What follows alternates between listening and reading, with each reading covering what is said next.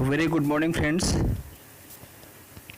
मैं वीरेंद्र सर आप सभी का आपके अपने यूट्यूब चैनल वीएन क्लासेस में स्वागत एवं अभिनंदन करता हूं। आप सभी को गुड मॉर्निंग, राम राम, राधे राधे, वालेकुम सलाम। मित्रों, आज के इस पॉलिटिकल साइंस के दूसरे वीडियो में हमने राज्य और उसके आवश्यक तत्व तथा उसकी परिभाषा की चर्चा की है। ये पूरा वीडियो जो है ये आपके लिए बड़ा महत्वपूर्ण है, क्योंकि इससे डायरेक्टली मैं आपको बताऊंगा कि कम से कम अगर आप देखें तो इसी अकेले वीडियो से 4 से 5 क्वेश्चंस विगत एग्जाम में पूछे गए हैं। हम ये नहीं कहते कि सारे क्वेश्चंस एक ही बार में पूछे गए हैं, लेकिन इस अकेले टॉपिक से एक क्वेश्चन या 2 क्वेश्चन हर बार लगभग आया हुआ है। आप खुद ही मिलाइएगा तो बेहतर होगा। तो बिना देर के हुए आइए शुरू करते हैं। फ्रेंड्स, ये पूरा का पूरा स्टडी मटेरियल है जो कि डिस्क्रिप्टिव है। आपको नोट्स बनाने की आवश्यकता नहीं है। आप बस इसको उठाइए, इसको डाउनलोड कर लीजिए, या उसको आप जो है क्या बोलते हैं, मैटर को आप डाउनलोड भी कर सकते हैं। मैटर का फ़ोटो आप खींच सकते हैं, है ना, स्क्रीनशॉट ले सकते हैं। तो एटलीस्ट आप इसको बढ़िया से पढ़िएगा, रट लीजिएगा, ताकि आपके जो अपकमिंग एग्ज़ाम है टीजीटी, पीजीटी या एलटी के, उसमें कोई भी क्वेश्चन मिस ना होने पाए। फ्रेंड्स, शुरू करते हैं राज्य के बारे में। राज्य है क्या? तो देखिए, इसके बारे में कहा जाता है कि जो राज्य होता है ना, वह एक संगठित इकाई है। ठीक, यहाँ पर थोड़ा सा मिसप्रिंट हुआ है, राज्य वह लिखा हुआ है, बट राज्य वह एक संगठित इकाई है। यहाँ पर आपको वह के स्थान में क्या करना है, वह करना है। ठीक, वह। तो राज्य वह संगठित इकाई है जिसमें जनसंख्या एक निश्चित भूभाग में निवास करती है। ठीक है, मतलब राज्य हम नहीं किसी को बोल देंगे। राज्य का मतलब होता है जनसंख्या का एक संगठित इकाई जो एक निश्चित भूभाग, एक निश्चित एरिया में रहती है, तथा जिसकी एक संप्रभु सरकार होती है। संप्रभु का मतलब एक सरकार होती है जो संप्रभु होती है। ठीक है, तो ये तो इसकी डेफिनेशन हो गई, जो कि बड़ी इंपॉर्टेंट है, ये आप ध्यान दीजिएगा। अब अगर हम आगे की बात करें तो विभिन्न विचारकों ने स्टेट के बारे में कुछ कहा है। जैसे यूनानी विचारकों ने राज्य के लिए नगर राज्य शब्द का प्रयोग किया। ध्यान रखिएगा, नगर राज्य, ये जो क्वेश्चन आपके सामने यहाँ पर बन रहा है, नगर राज्य शब्द राज्य के लिए किसने प्रयोग किया है, तो आपको ध्यान रखना होगा कि यूनानी विचारकों ने जो है इसके लिए राज्य के लिए नगर राज्य शब्द का प्रयोग किया है, जिसे यूनानी भाषा में पोलिस कहते हैं। ठीक है, नगर राज्य को यूनानी भाषा में पोलिस कहते हैं। इसी प्रकार रोमनों ने, यानी रोम के निवासियों ने, रोमन विचारकों ने राज्य के लिए सिविटास और रिपब्लिका या रिपब्लिक शब्द का प्रयोग किया है। ठीक है, रिपब्लिका के स्थान में अगर रिपब्लिक भी पूछे तो आप परेशान मत होइएगा। ये रोमनों के द्वारा राज्य के लिए दिया गया नाम है कि वो राज्य को सिविटास और रिपब्लिका के नाम से पुकारते थे, या उसके लिए सिविटास या रिपब्लिका शब्द का प्रयोग करते थे। नेक्स्ट पॉइंट पर अगर आप देखें, जो कि इम्पॉर्टेंट है, तो आधुनिक संदर्भ में यानी प्रेजेंट टाइम में राज्य शब्द का प्रयोग सर्वप्रथम इटली की राजनीतिक विचारक मैकियावेली ने किया था। किसने किया था फ्रेंड्स? मैकियावेली ने। आधुनिक शब्द में राज्य शब्द का जो प्रयोग है वर्तमान संदर्भ में, वो इटली के राजनीतिक विचारक मैकियावेली ने किया है। और उन्होंने क्या किया है, उन्होंने अपनी पुस्तक द प्रिंस, याद रखिएगा, प्रिंस पूछ सकता है आपसे। ठीक है, ये प्रिंस आपसे पूछ सकता है, तो ये चीज़ भी आपको ध्यान रखना है कि उन्होंने अपनी पुस्तक द प्रिंस में स्टेटो शब्द का उल्लेख किया है। किसका किया है फ्रेंड्स? स्टेटो शब्द का उल्लेख किया है, और जिसका अर्थ होता है क्या? The state. स्टेटो का मतलब यहाँ पर क्या होता है? The state. तो याद रखना है आपको कि आधुनिक संदर्भ में राज्य शब्द का प्रयोग सर्वप्रथम किसने किया है, तो इटली के विचारक हैं मैकियावेली। बहुत पॉपुलर नाम है। हाँ, आप जानते हैं कि भारत के संदर्भ में एक विचारक हुए हैं चाणक्य, जिनको भारत का मैकियावेली कहते हैं, और उनकी पुस्तक जो इंडिका है, जो अर्थशास्त्र है, अर्थशास्त्र को भारत का द प्रिंस कहा जाता है। ठीक है, तो मैकियावेली ने जिस प्रकार से द प्रिंस की रचना किया था, उसी प्रकार से उन्होंने भी, चाणक्य ने भी किस रचना किया था? अर्थशास्त्र की रचना किया था। तो भारत का मैकियावेली पूछेगा तो कौन है? चाणक्य है। वह कौन सी भारतीय पुस्तक है जिसको द प्रिंस की उपाधि कहते हैं, या भारत की प्रिंस कहते हैं? तो वो है उनकी रचना अर्थशास्त्र। ठीक है, ये चीज़ भी आपको थोड़ा सा एडिशनल इन्फॉर्मेशन, इसको ध्यान रखिएगा। फ्रेंड्स, राज्य के लिए जीन बोंदा ने एक शब्द का प्रयोग किया है। राज्य के लिए जीन बोधा ने रिपब्लिक तथा हाब्स ने कॉमनवेल्थ शब्द का प्रयोग किया है। ये भी आपको ध्यान रखना है। आपसे कई बार पूछ लेता है विचारक का नाम लेकर के कि जीन बोधा ने कौन सा शब्द प्रयोग किया है राज्य के लिए, तो रिपब्लिक का प्रयोग किया है। ठीक है, रिपब्लिक, मैंने कहा रिपब्लिका शब्द का प्रयोग रोमनों ने किया है, और रिपब्लिक शब्द का प्रयोग स्पेशली किसने किया है, जीन बोधा ने किया है। ये चीज़ ध्यान रखिएगा। हाब्स ने कॉमनवेल्थ शब्द का प्रयोग किया है। हाब्स का तो इम्पॉर्टेंट है क्योंकि हाब्स का पूछा भी गया है। कॉमनवेल्थ, हाब्स ने कॉमनवेल्थ शब्द का प्रयोग किया है, जबकि लाक और रूसो ने इसे समुदाय माना है। क्या माना है फ्रेंड्स, समुदाय। लाक और रूसो ने राज्य को समुदाय माना है। रूसो ने राज्य के लिए एक नया शब्द बॉडी पॉलिटिक, एक नया शब्द है बॉडी पॉलिटिक का प्रयोग किया। तो ये चीज़ ध्यान रखना है आपको कि राज्य के लिए जीन बोधा ने किस शब्द का प्रयोग किया है, रिपब्लिक का शब्द का प्रयोग किया है। कॉमनवेल्थ शब्द का प्रयोग राज्य के लिए किसने किया है, हाब्स ने किया है। और रूसो और लाक ने इसे क्या माना है, तो रूसो और लाक ने इसे समुदाय माना है। ठीक है, और स्पेशली रूसो ने तो राज्य के लिए एक नया शब्द बॉडी पॉलिटिक्स का प्रयोग किया है। क्लियर, चलिए आगे देखते हैं। संविदावादियों, आप जानते हैं कि संविदावादी विचारक 3 हैं जिन्होंने सामाजिक समझौते की बात की। जब आप इसके आगे वाला वीडियो पढ़ेंगे जो कि बहुत इंपॉर्टेंट है, मोस्ट इंपॉर्टेंट है, तो उसमें सामाजिक समझौते का सिद्धांत आप एक पढ़ेंगे। उसमें उसके समर्थकों में हाब्स, लाक और रूसो प्रसिद्ध है, तो इनको संविदावादी विचारक भी कहते हैं। तो संविदावादियों ने इसे एक यंत्र मानते हुए समझौते का परिणाम माना है। किसको यंत्र माना है, राज्य को। संविदावादी विचारक यानी हाब्स, लाक, रूसो ने कहा है कि वास्तव में राज्य एक यंत्र है और यह समझौते का परिणाम है, मतलब आपसी समझौते का परिणाम स्वरूप राज्य की उत्पत्ति हुई है। तो ये ध्यान रखिएगा। मार्क्सवादियों का मानना है कि राज्य शोषण का एक यंत्र है, यह आर्थिक आधार पर बना सामाजिक ढांचा है। मार्क्सवादी विचारकों का ये कहना है, मार्क्सवाद का कहना है कि वास्तव में राज्य कुछ और नहीं है, राज्य केवल शोषण का यंत्र है। और राज्य को बनाया ही इसलिए गया है ताकि जो गरीब वर्ग है उसका शोषण किया जा सके। ठीक है, व्यक्तिवादी, मोस्ट इंपॉर्टेंट ये क्वेश्चन पूछा गया है। ये वाला क्वेश्चन आप जाकर के देखिएगा कि व्यक्तिवादी राज्य को आवश्यक बुराई मानते हैं। आपसे पूछा गया क्वेश्चन है कि वो कौन से विचारक हैं जो राज्य को आवश्यक बुराई है या किन के अनुसार राज्य का आवश्यक बुराई है, तो व्यक्तिवादी विचारक है। ठीक है, और व्यक्तिवादियों में कौन कौन से विचारक शामिल हैं, तो स्पेंसर हो गए, एडम स्मिथ है, रिकार्डो हैं। ठीक है, स्पेंसर, एडम स्मिथ और रिकार्डो सहित जो उग्र व्यक्तिवादी हैं वो राज्य को पारस्परिक सुरक्षा के लिए एक कंपनी मानते हैं। ठीक है, तो ये चीज़ ध्यान रखना है। ये क्वेश्चन पूछा गया है कि व्यक्तिवादी राज्य को आवश्यक बुराई मानते हैं। मोस्ट इंपॉर्टेंट है, हम कह सकते हैं कि वेरी इंपॉर्टेंट है। इस लाइन को जरूर याद रखिएगा। अराजकतावादी एवं श्रमिक साम्यवादी राज्य को अनावश्यक बुराई मानते हैं। ये भी क्वेश्चन फ्रेंड्स पूछा गया है, इसलिए इसे भी आप ध्यान रखिएगा, ये भी इंपॉर्टेंट है। क्या है, अराजकतावादी जिस प्रकार से व्यक्तिवादी राज्य को आवश्यक बुराई मानते हैं, उसी प्रकार से जो अराजकतावादी है एवं श्रमिक संघवादी हैं वो राज्य को अनावश्यक बुराई मानते हैं और इसके उन्मूलन पर बल देते हैं। जैसे व्यक्तिवादी हैं, उनका कहना ये है कि वास्तव में राज्य एक बुराई तो है लेकिन फिर भी वो आवश्यक है, उसके बिना काम नहीं चल सकता। लेकिन जो अराजकतावादी है वो कहते हैं कि नहीं, ये आवश्यक भी नहीं, अनावश्यक है, ये आवश्यक नहीं है और इसका उन्मूलन कर देना चाहिए। तो आपसे जब क्वेश्चन पूछेगा तो चीज़ों को ध्यान रखेगा कि अगर ये पूछे कि आवश्यक बुराई तो आपका व्यक्तिवादी हो जाएगा, अनावश्यक बुराई पूछेगा तो आपका हो जाएगा अराजकतावादी एवं श्रमिक संघवादी। अब आगे देखें, यहाँ पर है बोंदा, ऑस्टिन, हालैंड और वेंथम आदि विचारक राज्य को कानूनी संगठन मानते हैं। राज्य एक कानूनी, आपसे को डिफिनेशन भी पूछ सकता है, ऐसे दे सकता है कि राज्य एक कानूनी संगठन है। ये किसका कथन है, तो आपको ध्यान रखना है कि राज्य कानूनी संगठन है। यह कथन है बोंदा, ऑस्टिन, हालैंड और बेंथम साहब का है। सावयववादी विचारक प्लेटो, रूसो और सिसरो, हाब्स ये सावयववादी मानते हैं। सावयव का मतलब यहाँ पर होता है शरीर। उन्होंने राज्य की तुलना मानव शरीर से कर दी है। उन्होंने कहा कि वास्तव में राज्य कुछ और नहीं बल्कि मानव शरीर है। ठीक है, तो इन्होंने राज्य की तुलना मानव शरीर से करते हुए राज्य को राजनीतिक सावयव माना है। राजनीतिक सावयव मतलब ऐसा व्यक्ति जो राजनीतिक है ना, मतलब सब शरीर, उसके सभी अंग हैं। जिस प्रकार से मनुष्य के सभी अंग होते हैं उसके इसके प्रकार है। तो सावयववादी विचारक प्लेटो, रूसो, सिसरो, हाब्स विचार हैं जो राज्य की तुलना मानव शरीर से करते हुए राजनीतिक सावयव माना। आपसे पूछेगा कि कौन से विचारक हैं जिन्होंने राज्य की तुलना मानव शरीर से की, तो आपको याद रखना है कि वो प्लेटो, रूसो, सिसरो और हाब्स हैं। ठीक है फ्रेंड्स, अब यहाँ पर आगे देखें, ब्लंडसली ने राज्य की तुलना पुलिस व चर्च से की।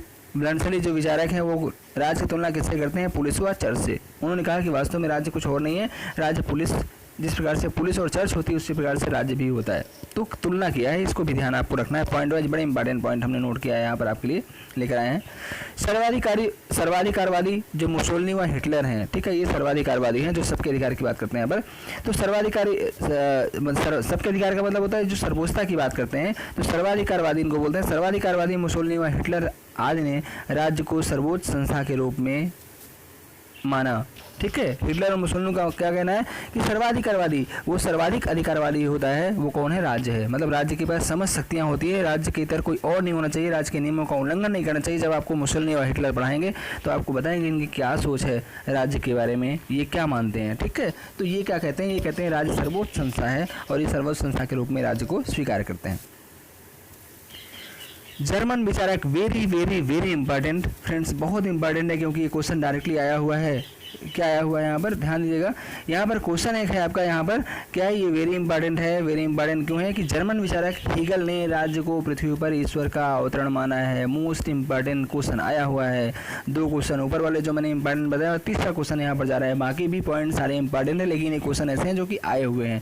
तो जर्मन विचारक हीगल ने राज्य को पृथ्वी पर ईश्वर का अवतरण माना है। आपसे डिफिनेशन के रूप में पूछे दे देगा कि राज्य पृथ्वी पर ईश्वर का अवतरण है, यह परिभाषा किसने दिया है या किसकी है, तो वो है हीगल का, जो कि जर्मनी के विचारक है, जर्मनी के रहने वाले हैं। अब यहाँ पर कुछ इंपॉर्टेंट पॉइंट के बाद हम बात कर लेते हैं परिभाषा की। अगर परिभाषा की बात करें मित्र, तो परिभाषा में अरस्तु ने सबसे पहले परिभाषित किया है। अरस्तु का कहना है कि राज्य परिवार एवं ग्रामों का ऐसा संगठन है जिसका उद्देश्य पूर्ण एवं आत्मनिर्भर जीवन की प्राप्ति है। इसी प्रकार से बोधा का कहना है। बोधा ने क्या कहा कि राज्य परिवारों एवं उसकी सामान्य संपत्तियों का ऐसा समूह है जो सर्वोच्च शक्ति और विवेक द्वारा शासित होता है। मतलब उनका क्या कहना है, उन्होंने कहा कि वास्तव में संपत्तियों का, सामान्य संपत्तियों का ऐसा समूह है जो सर्वोच्च शक्ति और विवेक द्वारा, मतलब एक ऐसी शक्ति होती है जो संपत्तियों पर अपने विवेक से शासित करती है, शासन करती है, उस पर नियंत्रण स्थापित करती है। स्पेंसर का क्या कहना है, स्पेंसर कहते हैं कि राज्य एक ऐसी व्यापारिक संस्था है जो व्यक्तियों को परस्पर सुरक्षा का आश्वासन देती है, ठीक है। कांट साहब का कहना है, कांट ने क्या कहा कि राज्य सर्वशक्तिमान, दोष शून्य और ईश्वरीय है, ये कांट का कहना है। और हीगल का, जैसा मैंने पहले एक डिफिनेशन दे दिया था, फिर यहाँ पर मैंने दिया कि हीगल के अनुसार राज्य पृथ्वी पर ईश्वर का अवतरण है। तो ये सारे के सारे परिभाषा भी थोड़ा सा ध्यान में रखिएगा, खासकर कांट हो गया, हीगल हो गया, इन सब का। अब बात करते हैं गार्नर का। गार्नर साहब ने क्या कहा, गार्नर साहब ने कहा कि राज्य मनुष्यों का वह समुदाय है जो संख्या में काफ़ी हो, जो निश्चित भूभाग, विभाग नहीं, यहाँ पर मिसप्रिंट हुआ है, निश्चित भूभाग हो गया। यहाँ पर विभाग के स्थान में क्या करना है फ्रेंड्स, आपको यहाँ पर जो विभाग दिया हुआ है, विभाग के स्थान में आपको यहाँ पर क्या करना है, भूभाग करना है, ठीक है। तो यहाँ पर भूभाग आप नोट कर लीजिएगा। तो इन्होंने क्या कहा, इन्होंने कहा कि राज्य मनुष्यों का वह समुदाय है जो संख्या में काफ़ी हो, जो निश्चित भूभाग पर बसा हो, जो बाह्य नियंत्रण से मुक्त हो तथा जिसकी एक संगठित सरकार हो और जिसकी आज्ञा का पालन लोग स्वेच्छा से करते हों। इन्होंने चारों तत्वों को भी इसमें शामिल कर दिया है। अब राज्य के तत्व की बात करते हैं जो कि इंपॉर्टेंट है। आपसे पूछ लेगा कि राज्य के कितने आवश्यक तत्व हैं या निम्नलिखित में से कौन सा राज्य का आवश्यक तत्व नहीं है। तो फ्रेंड्स, राज्य के 4 आवश्यक तत्व, जो विद्वान हैं उनका कहना यह है कि कोई भी समुदाय, मनुष्यों का कोई भी समुदाय राज्य नहीं बनता। राज्य बनने के लिए उसके लिए 4 तत्वों का होना आवश्यक है। और 4 तत्व क्या बताएं, जनसंख्या, निश्चित भूभाग, प्रभुसत्ता एवं सरकार। ये 4 ऐसे बिंदु हैं, 4 ऐसे तत्व हैं जिसके होने पर कोई भी मानव समुदाय राज्य कहलाने का अधिकारी हो जाता है। अब अगर हम जनसंख्या की बात करें तो जनसंख्या किसी राज्य का आवश्यक तत्व है, ठीक है। यहाँ पर थोड़ा सा मिसप्रिंट यहाँ पर भी हुआ है कि जनसंख्या किसी राज्य का आवश्यक तो है, लिखा हुआ है, यहाँ पर तत्व है, समझिएगा। जनसंख्या किसी राज्य का आवश्यक तत्व है। किसी राज्य की जनसंख्या कितनी हो, इस विषय में विद्वानों का जो मत है वो भिन्न है। मतलब यहाँ पर है कि जनसंख्या होनी चाहिए, जनसंख्या आवश्यक तत्व है। बिना जनसंख्या के कोई भी समुदाय राज्य हो ही नहीं सकता। राज्य होने के लिए जरूरी है कि उसके अंदर लोग निवास करें, लेकिन वास्तव में जनसंख्या कितनी होनी चाहिए, इसके बारे में अलग अलग विद्वानों ने अलग अलग मत रखे हैं, जो कि यहाँ पर इंपॉर्टेंट है, पूछा गया क्वेश्चन है, इसको भी ध्यान रखिएगा। प्लेटो ने क्या कहा, प्लेटो का क्वेश्चन आया हुआ है, रूसो का क्वेश्चन आया हुआ है। प्लेटो का तो पिछली बार की एलटी में ही आया हुआ था। प्लेटो ने क्या कहा फ्रेंड्स, प्लेटो ने कहा, ये भी थोड़ा सा यहाँ पर मिसप्रिंट हुआ है यहाँ पर, कि प्लेटो के नियमों के अनुसार नहीं बल्कि प्लेटो के अनुसार। प्लेटो ने क्या कहा, प्लेटो के अनुसार आदर्श राज्य की, यहाँ पर आज हो गया है, आज नहीं बल्कि यहाँ पर क्या होगा, राज्य, कई बार मिसप्रिंट हो जाता है। तो प्लेटो के अनुसार आदर्श राज्य की जनसंख्या कितनी होनी चाहिए, 5040 होनी चाहिए। इसको आपको डाटा को, आंकड़े को याद रखना होगा कि 5040 किसी राज्य की जनसंख्या किसने माना है, प्लेटो ने माना है। ये क्वेश्चन पिछली बार एलटी के एग्जाम में आया हुआ है, इसलिए मैं कह रहा हूँ उसको नोट रखिएगा। रूसो ने क्या कहा फ्रेंड्स, रूसो ने कहा कि वास्तव में आदर्श राज्य, ये आज नहीं है, ये गलती से यहाँ पर हो गया, ये राज्य है यहाँ पर, तो आदर्श, रूसो ने कहा आदर्श राज्य की जनसंख्या 10,000 माना है। क्या कहा, 10,000। उन्होंने कहा कि नहीं, आदर्श राज्य की जनसंख्या 10,000 होनी चाहिए, कम से कम 10,000 संख्या तो होनी चाहिए किसी राज्य को राज्य कहने के लिए, नहीं राज्य कैसे होगा। तो प्लेटो ने 5,040 संख्या मानी है जनसंख्या की, और रूसो ने क्या माना है, 10,000 संख्या मानी है। तो ये चीज़ याद रखिएगा। अब अरस्तु साहब का क्या कहना है फ्रेंड्स, अरस्तु कहना है कि वास्तव में जो आदर्श राज्य की जनसंख्या होनी है वो तो ना तो अधिक हो और ना ही कम हो। उन्होंने कहा कि ना तो बहुत ज़्यादा अधिक होनी चाहिए आदर्श राज्य की जनसंख्या, और ना तो बहुत अधिक कम होनी चाहिए, मतलब इतनी ही होनी चाहिए कि समस्त लोग आत्मनिर्भर जीवन व्यतीत कर सके। मतलब जनसंख्या इतनी होनी चाहिए कि सभी लोग, जितने लोग वहाँ पर रहने वाले हों, वो आत्मनिर्भर जीवन व्यतीत कर सके, मतलब उनमें आत्मनिर्भरता की भावना आ जाए, वो सब आत्मनिर्भर बन सके, उनका जीवन यापन हो सके। और इसीलिए उन्होंने क्या कहा कि जनसंख्या के गुणात्मक पर बल दिया। उन्होंने जनसंख्या का संख्यात्मक पहलू पर नहीं दिया कि जनसंख्या कितनी होनी चाहिए। उन्होंने कहा कोई संख्या नहीं बताया कि 4 हो, 10 हो, 20 हो। उन्होंने कहा कि संख्या कम या ज़्यादा कुछ भी हो, उससे फर्क नहीं पड़ता है, बस संख्या इतनी होनी चाहिए जनसंख्या, ताकि वो आत्मनिर्भर हो सके, उनको जीविका की प्राप्ति हो सके। तो ये बात इन्होंने क्या किया, संख्या की, जनसंख्या के बारे में कहा। अब हम आते हैं भूभाग की बात। भूभाग, किसी राज्य के भूभाग से आशय उसकी स्थलीय भूमि और क्षेत्रीय समुद्र से। फ्रेंड्स, किसी राज्य का भूभाग क्या होता है, भूभाग का मतलब सिर्फ ये नहीं होता है कि केवल स्थलीय भाग, मतलब अगर कोई समुद्री क्षेत्र है तो वो भी राज्य का हिस्सा होता है। तो किसी राज्य के भूभाग से तात्पर्य क्या होती है, उसकी स्थलीय भूमि और क्षेत्रीय समुद्र, मतलब उसके अधीन जितने स्थलीय भूमि है और जहाँ पर जितने क्षेत्र में उसकी क्षेत्रीय समुद्र है, ठीक है, वो पूरा का पूरा भूभाग क्या कहलाता है, उस राज्य का हिस्सा कहलाता है, भूभाग कहलाता है। अब एक मोस्ट इंपॉर्टेंट पॉइंट यहाँ पर और है, क्या मोस्ट इंपॉर्टेंट, वेरी इंपॉर्टेंट, ये भी टीजीडी में आया हुआ क्वेश्चन है फ्रेंड, आप उठा के देखिएगा। इंपॉर्टेंट क्यों है ये, बिलोवी, डिग्वी, सीले तथा हाल, ये ऐसे विचारक हैं जो भूभाग को राज्य का आवश्यक तत्व नहीं मानते हैं। जो ऑप्शन दिया हुआ था फ्रेंड्स, उसमें डिग्वी का दिया हुआ था, क्या दिया हुआ था, निम्नलिखित में से किस विचारक का मानना है, या निम्नलिखित में से किस विचारक के अनुसार भूभाग राज्य का आवश्यक तत्व नहीं है। क्वेश्चन डायरेक्टली यही है जो मैं आपको बता रहा हूँ कि निम्नलिखित में से किस विचारक के अनुसार भूभाग राज्य का आवश्यक तत्व नहीं है। 4 ऑप्शन दिया था जिसमें तीनों गलत थे, लेकिन डिग्वी यहाँ पर सही था, ठीक है। तो यहाँ पर 4 विचारक है, देखेगा विलोवी, डिग्वी, हो सकता है डिग्वी ना दे ऑप्शन में, विलोवी देते तो क्या करेंगे, तो विलोवी, डिग्वी, सीले तथा हाल, ये 4 ऐसे विचारक हैं जिनका मानना है कि राज्य का आवश्यक तत्व जो होता है उसमें भूभाग का होना आवश्यक नहीं है। मतलब उन्होंने बोला कि भूभाग ना हो, केवल जनसंख्या हो, है ना, उसके बाद जो है आपका संप्रभुता हो, ठीक है। तो ये 2-3 जो इसको छोड़ करके जो 3 इकाइयाँ हैं, उससे भी क्या होता है कि उससे भी राज्य कहला सकता है। तो ये चीज़ इन्होंने ठुकराया कि भूभाग नहीं होना चाहिए। तो ये चीज़ आप यहाँ पर ध्यान दीजिएगा। आप यहाँ पर देखिएगा कि ब्लंडसली साहब जो है, ब्लंडसली, क्लेवर, जेलनिक, सिजविक, गार्नर, गेटेल, ये 5 ऐसे विचारक हैं जिन्होंने भूभाग को राज्य का आवश्यक तत्व माना है, ठीक है। बिलोवी, डिग्वी, सीले और हाल का कहना है कि भूभाग राज्य का आवश्यक तत्व नहीं है, लेकिन ब्लंडसली, क्लेवर, जेलिनेक, सिजविक, गार्नर और गेटेल, ये ऐसे विचारक हैं जिनका ये मानना है कि वास्तव में भूभाग राज्य का आवश्यक तत्व है। बिना भूभाग के राज्य, किसी भी समुदाय या किसी भी संगठन को हम राज्य का दर्जा नहीं दे सकते, ठीक। अब एक पॉइंट और यहाँ पर इम्पॉर्टेंट आपके लिए बनता है क्या, कि क्लेवर वह प्रथम विचारक था जिसने 1817 में राज्य के लिए निश्चित भूभाग का होना आवश्यक माना। अगर आपसे पूछे कि वह पहला व्यक्ति कौन था जिसने राज्य के तत्व के रूप में भूभाग का निश्चित होना आवश्यक माना है, तो वो कौन है फ्रेंड्स, वो है क्लेवर। क्लेवर प्रथम विचारक था जिसने 1817 में राज्य के लिए निश्चित भूभाग का होना आवश्यक माना था। अब पॉइंट पर आते हैं फ्रेंड्स सरकार की। तीसरे पॉइंट है यहाँ पर, 4 मैंने तत्व बताया था, अब सरकार यहाँ पर है।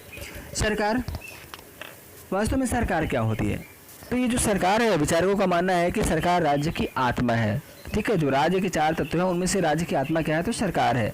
सरकार के रूप में राज्य अपने आप को व्यक्त करता है, मतलब सरकार, राज्य जो होता है वो खुद के रूप में नहीं व्यक्त नहीं करता है, बल्कि सरकार के रूप में व्यक्त करता है। उसकी सारी शक्तियाँ सरकार में निहित होती है और सरकार ही उसका उपभोग करता है। तो इसलिए उन्होंने कहा कि सरकार, मतलब सरकार राज्य की आत्मा है। सरकार के रूप में राज्य अपने आप को व्यक्त करता है।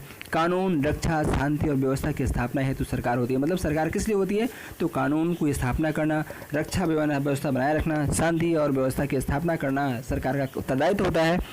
और एक बात और यहाँ पर है कि जो इसमें पॉइंट नहीं है, कि सरकार अपने अधीन, मतलब उस राज्य के भूभाग में रहने वाले लोगों के ऊपर कर भी ला सकती है, कर भी लाद सकती है। कर वसूल सकती है, तो मतलब वित्तीय व्यय या कर की वसूली भी अपने अधीन रहने वाले लोगों से कर सकती है।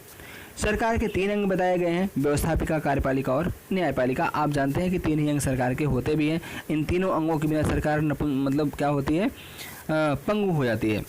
अब हम बात संप्रभुता की करते हैं। तो फ्रेंड्स, संप्रभुता की अलग से हम चर्चा करेंगे, एक पूरा वीडियो इस पर बनाएंगे, लेकिन बस इसकी 1 पॉइंट 2 पॉइंट जो है उसको जान लीजिए।